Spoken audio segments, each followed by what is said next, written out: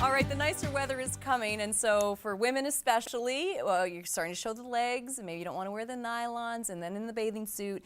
And a lot of us, Tyler, do not like the thought of varicose veins or what are the other ones? Spiders, like spider veins, right? Yep. So we don't want them, and a lot of people will go to the extent of having them fixed. Like I think you can deflate them. Or none of it sounds pleasant to me. I'm like, procedures, and there's meds you can take. Yeah, I mean, I have a friend who, unfortunately, after her children, I mean, this is what she was dealing with, and hers are really bad, and that she's considering surgery for them, and it kind of freaks me out. Yeah, and it's also, I mean, there's a physical, like the appearance of varicose veins, but it's also a sign of a bigger underlying issue, which is what they call chronic venous insufficiency. It's just That's a big word. Yeah, your vascular tone, like the health of your blood vessels, is not up to snuff. So it's a sign of, like, overweight, high blood pressure, your veins aren't returning circulation back to your heart, you've got leaky lymphatic channels and that type of thing. So there's a cosmetic aspect, but there's Is that just with varicose veins, or even spider veins? Is spider veins as well. Varicose veins are usually like your bulging sort of, like, they stick out and they tend to bulb out in places, whereas spider veins are usually closer to the surface and they look more like a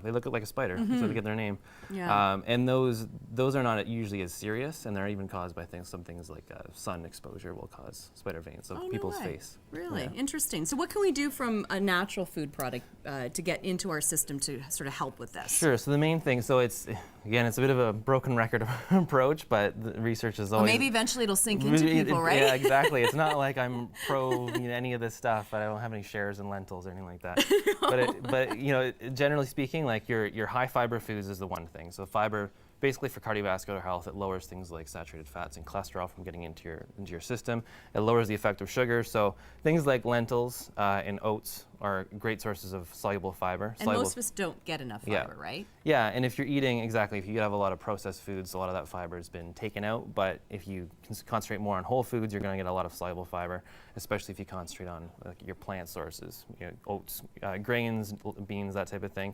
We've also brought in some walnuts, because walnuts, they're plenty high in fiber themselves, but they're also a great source of omega-3. Your best source of omega-3 still are going to be your krill and your fish and that type of thing, but I didn't want to stink up the studio, so I spared everybody. You can just imagine there's a little But it's nice to know that walnuts will give you some of that, because I knew that they were very good for us, but I didn't realize, I knew they were good with fiber, but I didn't know about the omegas, so that's great. There's not too many plant sources of omegas that are omega-3s that are going to give you like a significant source, like other than flax and walnut.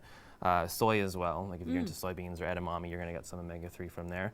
But the problem is that we consume so much omega-6 that we need to consume that much more omega-3 to get the effects, to balance it out. Work in the body. So really, it's fish is the thing. This all looks good though, nice color. Yeah, and as far as the antioxidants goes, antioxidants are going to be the things that have an effect on toning the vascular wall, so strengthening the actual veins themselves and increasing the strength of the valves that are supposed to be there to prevent the pooling.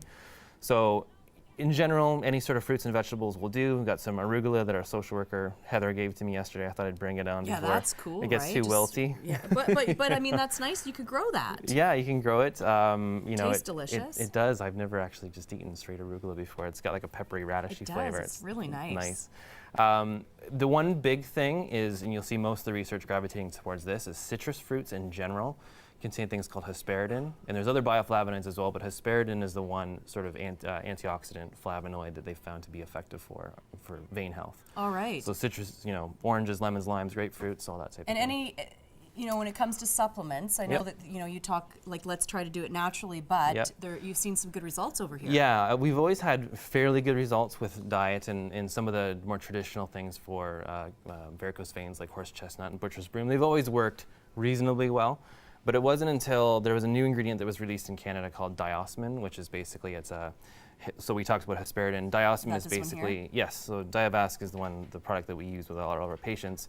Hesperidin turns into diosmin in the body, and diosmin is the thing that actually does most of the healing properties for varicose veins. So with this, and diosmin actually has drug status in Europe, like it's being used therapeutically prescribed for varicose veins. There's basically, and I won't get too far into it, there's about 6 stages of varicose veins. Most people that I see are within like the stage 2 or stage 3. And diosmin, in the doses that they recommend, within 60 days, it reduces 2 stages. So if you have stage 2, you'll have no varicose veins. And I thought it was great in theory at first. You know, the research was impressive. Yeah, we were maybe seeing, a bit skeptical. Yeah, though, I was right? like, is this it is going to kind really of do this? This is pushing like miracle status, basically. But we've actually had like a number of our patients on it so far, and we've had like everyone has had results with it. That's incredible. So it is I mean, that's pretty really exciting. great You to don't hear. usually hear that good of results, but it's been pretty phenomenal. So there you go. It's something to try. That would be if my it's an go-to. issue. And then what are some of the other things here? So some other things, I mean, a lot of people stop with Diavastic, but some 'Cause it other works. things, because it seems to do the job, and the other things are not necessary.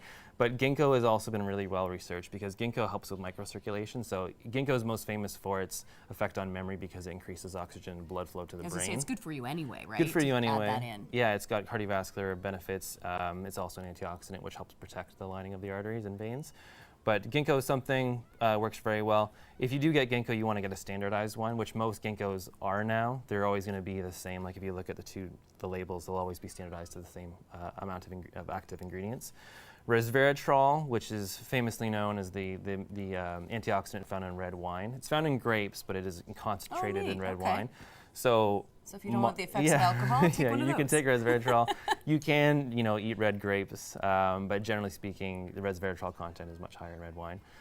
So moderate use of wine can help. We'll stress that. We'll stress the moderate. And then L-arginine is also something that produces nitric oxide, which is a gas that also improves circulation as well. And then you have all your lifestyle things. Don't smoke, manage your weight because the extra weight No doubt. will put a lot of pressure on the arteries and veins. Significantly affect it. Yep, manage your stress and then try to limit your alcohol, sodium, and sugar intake, which Which we should be all doing things anyway, that Tyler, yeah, right? common Not just for sense the stuff. varicose veins or the spider veins, but for everything else combined. I know got this is it. a lot of information for you at home. You can always pop up and see Tyler and Shelley.